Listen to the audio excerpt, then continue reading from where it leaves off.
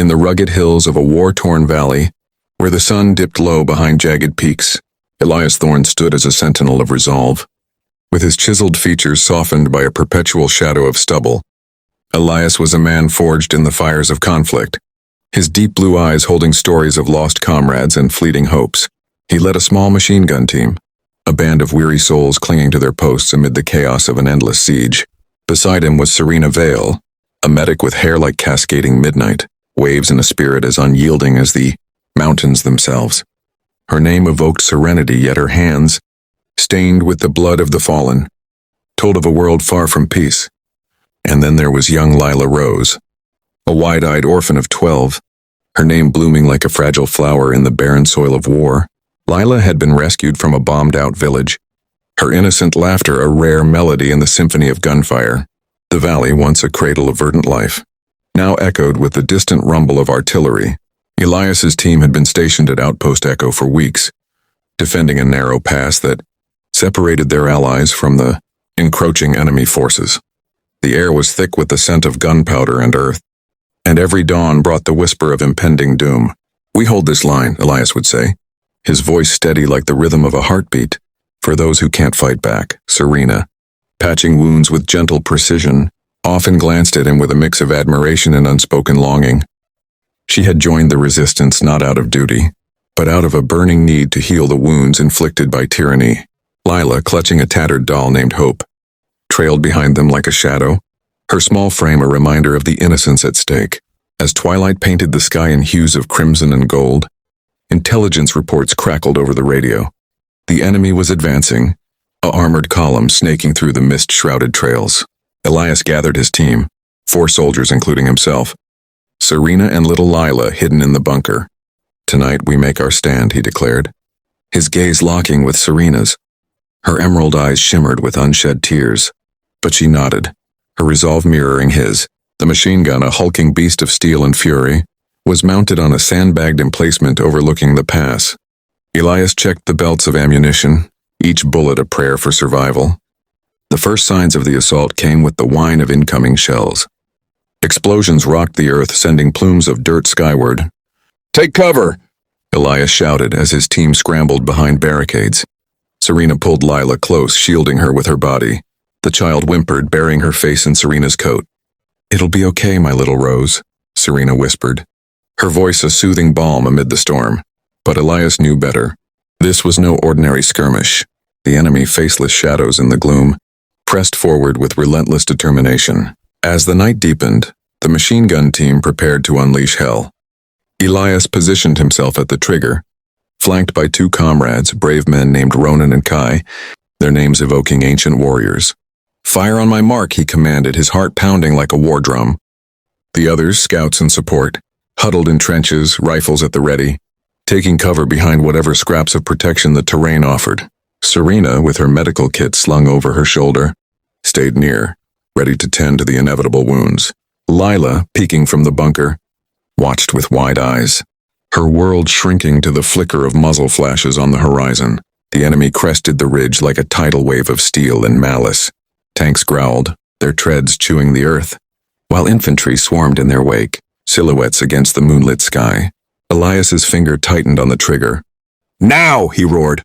The machine gun erupted in a deafening staccato, tracers arcing through the darkness like vengeful stars. Bullets tore into the advancing line, halting their momentum in a chaos of screams and falling bodies.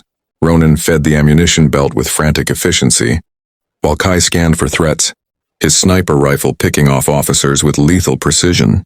Behind them, the rest of the outpost took cover, soldiers pressing low into foxholes, their breaths ragged with fear. Serena dashed between positions, bandaging a grazed arm here, staunching a bleeding leg there.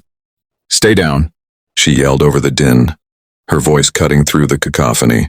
Lila, trembling in the bunker, clutched her doll tighter, whispering prayers she had learned from her late mother.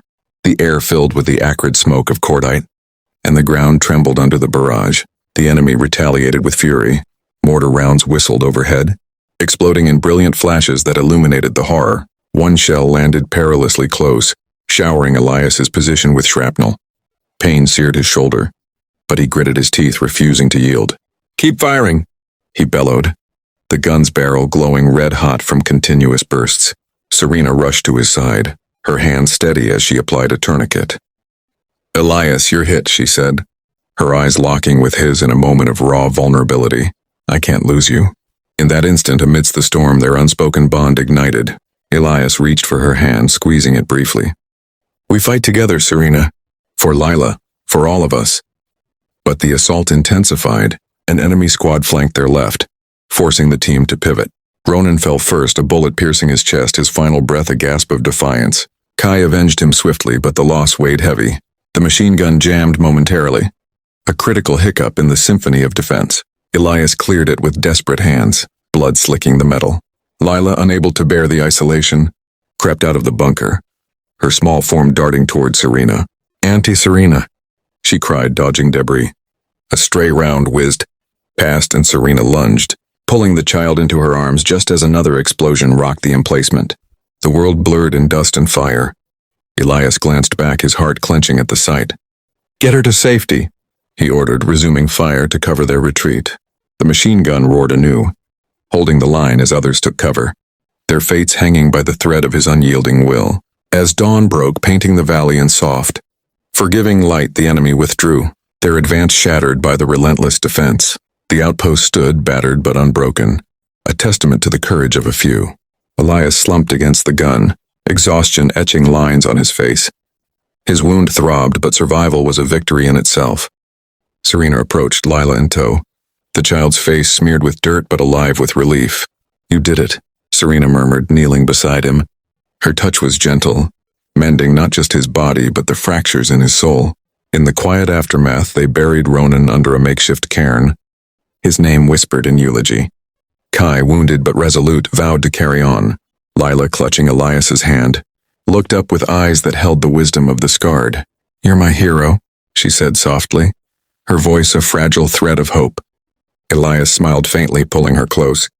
"We're all heroes here, little one, for holding on when the world wants us to break." The story of that night spread through the resistance like wildfire, a tale of a machine gun team firing while others took cover, of love blooming in the shadow of death, of a child's innocence preserved amid ruin.